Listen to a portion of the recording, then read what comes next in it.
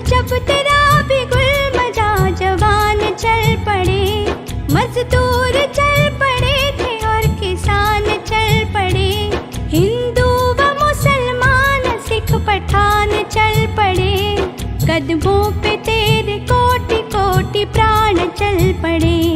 फूलों की सेज छोड़ के दौड़े जवाहरलाल, साबरमती के संत तूने कर दिया कमाल। दे दी हमें आजादी बिना खड़ग बिना ढाल, साबरमती के संत तूने कर दिया कमाल। रघुपति राघव राजा राम, मन में थी अहिंसा की लगन तन पे लंगोटी, लाखों में घूमता था लिए सत्य की सोटी, वैसे तो देखने में थी हस्ती तेरी छोटी, लेकिन तुझे झुकती थी हिमालय की भी चोटी।